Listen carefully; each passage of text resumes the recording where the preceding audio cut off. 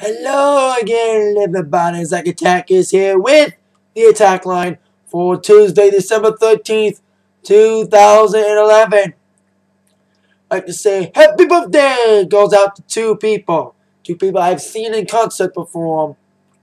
First, happy 63rd birthday to one of Michigan's own, the Motor City Madman himself, terrible Uncle Ted Nugent. Celebrates his birthday today. Congrats, happy birthday to Ted. He's, of course, a legendary Detroit rocker, known for hits like Motor City Madhouse, Can't Scratch Fever, When Goes the Tango, and others. I saw him in 05 at a place called Freedom Hill. He was amazing. He was cool. Cool show from him. And another person I saw in concert also celebrates her birthday today. And what a way to celebrate it with a good month and a good year of her. 22 is the age for Miss Taylor Swift. Today, happy birthday to her. No wonder why her lucky number is 13. And what a year she's had. Hit albums, Speak Now. Big tours, Speak Now World Tour, recently ended in America. Headed towards an Australian leg. New song, Owls, is heating up the charts. #1 single most recently with Sparks Fly. And winning both the ACM and CMA Entertainer of the Year, and clinching the American Music Awards Artist of the Year, most recently at the AMAs, nominated for a couple of Grammys, but not much this year for her, but still happy birthday to Taylor and to Ted. Have good ones out there. Now, a lot of country artists today have announced new singles on their albums. Let's start with the married couple, Miranda Lambert and Blake Shelton. Miranda Lambert announced her second single of her new album for the record. It is entitled Over You, which is a song written by her and Blake about the death of Blake's brother in a car crash in 1990. I heard the song, like, when they started releasing previews from the album. I heard the song, and I thought it was a pretty sad song, a very emotional song, but I didn't really think it was going to be a single from it. So, but good to hear that song would be a single. I can only imagine the video. Probably be a sad video, maybe photos of Blake's brother on the screen. Maybe Blake could be in it. And speaking of Mr. Shelton, he's releasing his second single, his third single actually, from his album Red River Blue, already garnering 2 hit #1 singles on the album with Honey Bee and most recently God Gave Me You. He prepares to release his third single, like I mentioned, and it's called Drink on It. That means a drinking song, kind of a weird way to go out, you know, if his wife, releasing a single about his brother, about not getting over his death after all these years. He's releasing a song like Drink on It. That's what the new single is. Speaking of a band who's had 2 straight #1s on an album, hoping for a third, Lady Antebellum is releasing their third single off their album On the Night, following huge #1 smashes with Just a Kiss, and most recently We Own the Night. They're preparing to release their new single entitled Dancing with My Heart. Is the new single on the album. I haven't heard it yet. I heard like a snippet of it, but we'll see what happens with it and big success. So we'll see what song will make it better. Will Blake's song be his third straight #1 on his album, the new single Drink on It? Will Miranda get a #1 on her album with Over You?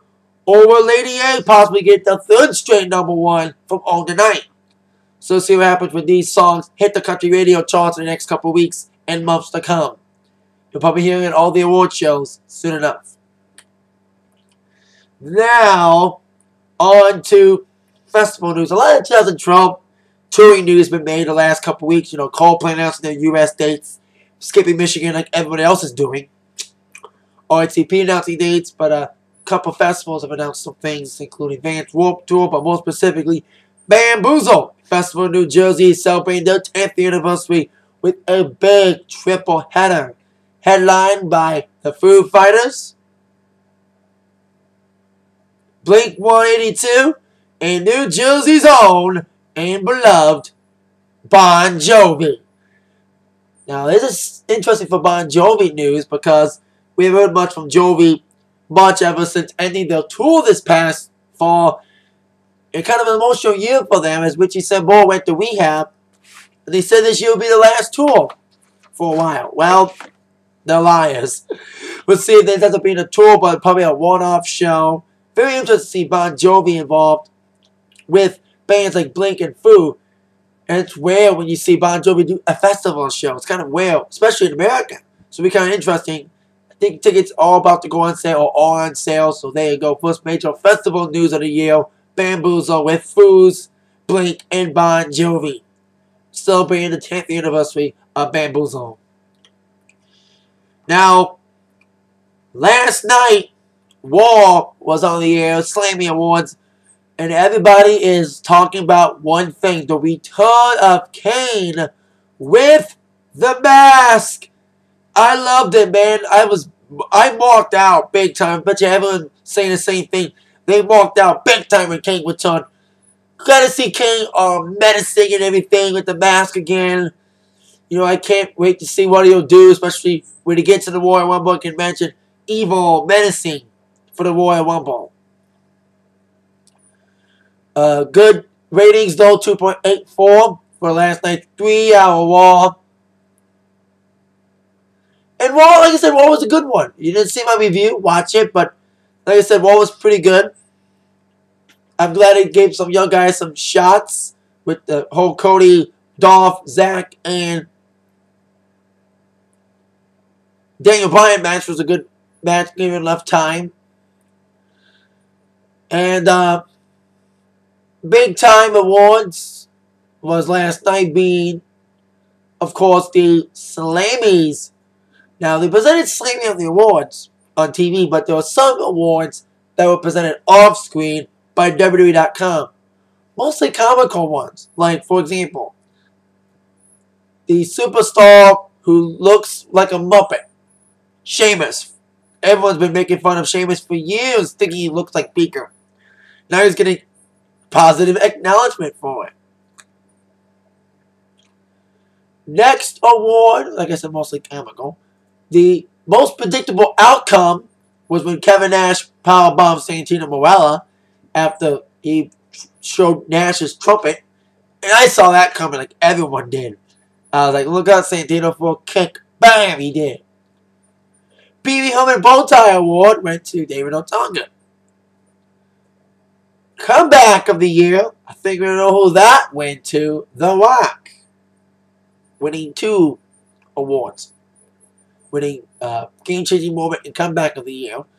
Double Vision moment of the year was when Sin Cara met Sin Cara. T-shirt of the year went to CM Punk's best in the world shirt, but in my mind, it should have been the ice cream shirt.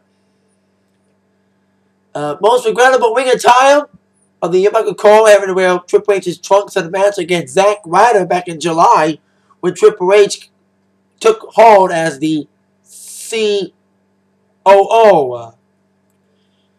Superstar transformation of the year, speaking of Ryder, woo woo woo, you know it. He wins that award. And they wrote on the W.com. Anyone remember when he was an Edgehead? I remember that too. I remember it was Edge with Kurt Hawkins, the whole blonde hair looking like Edge thing. So glad to see him doing well and everything. And speaking of Rock, 2 major movie trailers premiered recently, with the trailer for the new G.I. Joe movie with The Rock in it, and a new trailer for the upcoming Men in Black 3. Now, I've seen Men in Black 2, so I'd be interested to see what Men in Black 3 can do, especially in 3D. I didn't see the G.I. Joe trailer yet, but I'll watch it. Now, on the TV news with Glee, final Glee of the year. Last week was probably the least dramatic Glee of the season. Probably being the best one of the season, in my opinion, since one of the first episodes back in season 3. Great Sentinels, which led towards New Directions winning, and Trouble Tones breaking up, causing the return of Mercedes, Britney, and Santana to New Directions. Also saw the return of Sam coming back after Waitress was suspended for making the vote for Cut. And then we head towards another Christmas episode of Glee this week. Last year it was all about Britney believing in Santa Claus, about making Arnie walk. Of course, we all saw Coach Beast dressing up like Santa last year. Finn and Rachel going to hunt for Christmas trees despite the fact they were broken up. Now that they're dating again, what happened this time? And also, last Christmas, Kurt was in Dalton with Blaine. So we'll see what happens now they're all at home. And it'll be great to see what Glee's going to do to end the year. Glee tonight at 8/7 Central, only on Fox. Also, WWE Tribute to the Troops tonight at 9 on USA Network. I'll review that a little bit tomorrow on the Atakline. Then mine, speaking of the Atakline, that's it for today. Then mine been attacked by the news from Zach. Thank you all very much. See you later. Yeah.